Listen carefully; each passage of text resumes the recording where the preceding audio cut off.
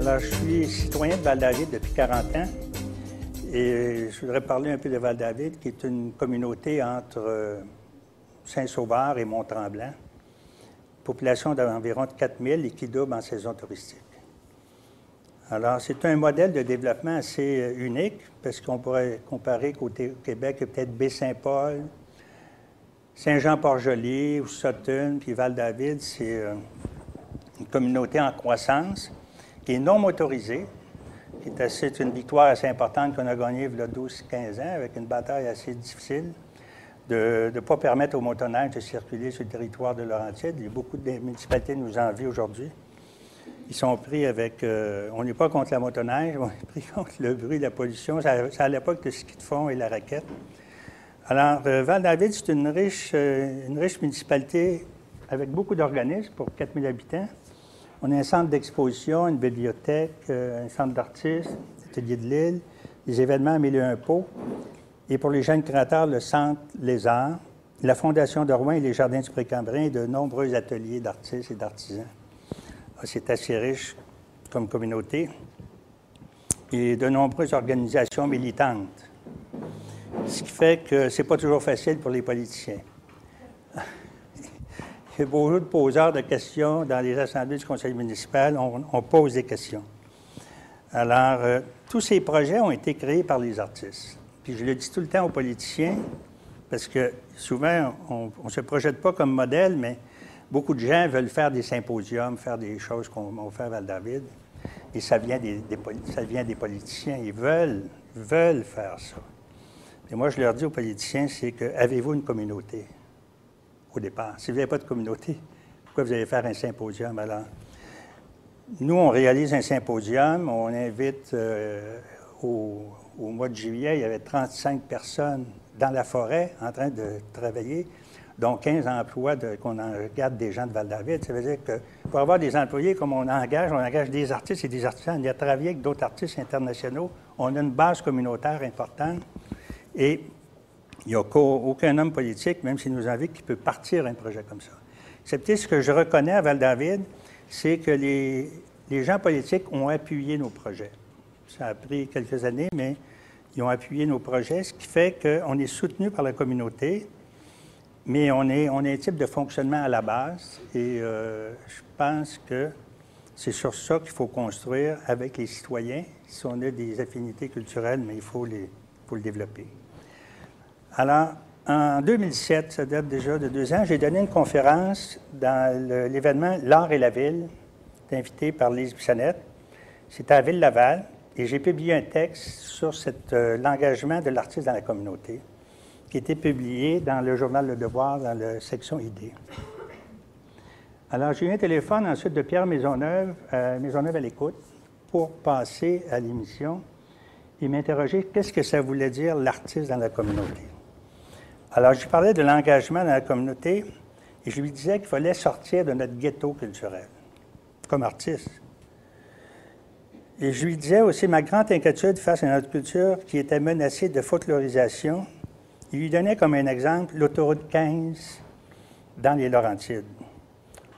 Si vous montez dans les Laurentides, dans les anciennes usines GM, ils ont fait un immense centre commercial, Walt Disney, énorme.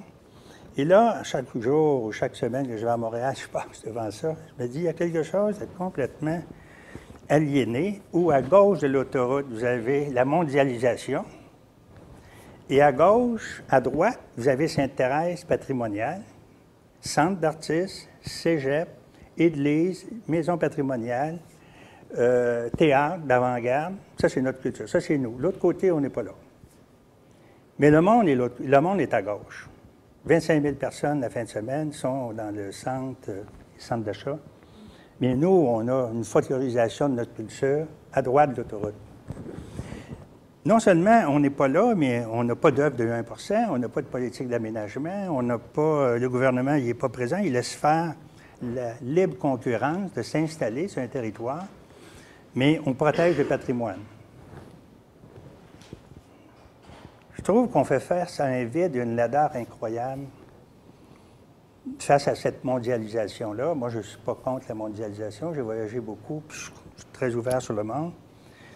Mais il y a un problème vraiment là, entre le vieux Sainte-Thérèse et la vie actuelle. Puis je travaille souvent au Mexique, moi, dans la ville de Puebla, qui est une ville protégée par le patrimoine mondial. Alors, chaque fois que je travaille au centre-ville. C'est une ville historique, puis très, très belle, parce que je m'intéresse beaucoup au baroque.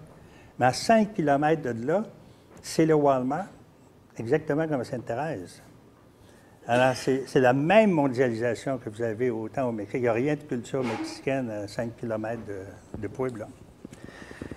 Alors, c'est ce rapport-là. Alors, Maisonneuve, il me pose la question, mais M. Drouin, qu'est-ce qu'il faut faire? J'ai dit, il faut sortir de notre ghetto. Puis il faut envahir les centres commerciaux. Bon, c'est une grande idée, là, mais ça vient de m'arriver. Alors, comme dit Henry Miller, il faut se méfier de ses désirs parce qu'ils se réalisent, parce qu'après, on est prêt avec. Hein? Alors, le centre d'alimentation de Val-David. C'est ça. Alors, la réputation de Val-David comme lieu culturel, c'est connu depuis longtemps. C'est presque le début de la butte à Mathieu, il y a 50 ans. Mais quand nous arrivons à Val-David, il n'y a pas grand-chose qui la différencie des autres. Sur la rue principale, il y a une caisse des jardins très laide. Il y a un ancien bureau de poste banal, dans le style western et la modernité. Rien ne nous dit que nous sommes dans une communauté avec des créateurs importants et des priorités sur l'environnement et la culture, qui sont les sources du projet politique de ceux qui se sont fait élire la semaine passée. Val-David, c'est environnement et culture. Ils viennent nous consulter pour faire leur programme. On est vraiment... On est comme au pouvoir, là. Il n'y a rien qui se dit sur la rue qu'il y a quelque chose de spécial à Val-David. L'année dernière, je suis à souper avec mon épouse sur une terrasse de la rue principale. De l'autre côté, il y a le centre d'alimentation, Dufresne, dit le métro. Je sais que le propriétaire a des difficultés à faire accepter le réaménagement de son centre d'alimentation, qu'il souhaite en faire une grandeur moyenne, mais que la chaîne métro voudrait l'inciter à le fermer pour en reconstruire un très grand sur la route 117, au coin de la rue. Malheureusement, cette alternative obligerait une partie de la population à prendre la voiture pour faire leur emplette et complexifierait la population des personnes âgées. Alors, depuis 3 ans, il essaie de faire passer son réaménagement actuel. Tout est bloqué par le comité d'urbanisme, le conseil municipal et d'autres intervenants qu'on ne connaît pas, là, qu'on peut penser. Le propriétaire est entièrement découragé. Il appartient à la famille fondatrice de Val-David, la famille Dufresne, créateur de la Sapinière, c'est le début, c'est centenaire. Et les Dufresne ont toujours eu une préoccupation sociale. Autres, ils ont une préoccupation d'affaires, une préoccupation sociale, parce qu'il y a 75 employés au centre d'alimentation. 2 gens de Val-David. Pas question de fermer ça, mais métro, il faut fermer ça parce que c'est plus rentable. Alors, je regarde le bâtiment et le trouve extrêmement laid. Je me mets à rêver comme je le verrais comme citoyen et artiste. Je suis libre de l'interpréter à ma façon. J'ai l'avantage de pouvoir visualiser mes rêves. Je refais donc le bâtiment entièrement de diverses teintes de verre qui coupent les fausses corniches, la fausse architecture. Pierre Thibault pour en parler. Architecture Walt Disney, là. Je ne sais pas pourquoi il y avait des pointes comme ça, là.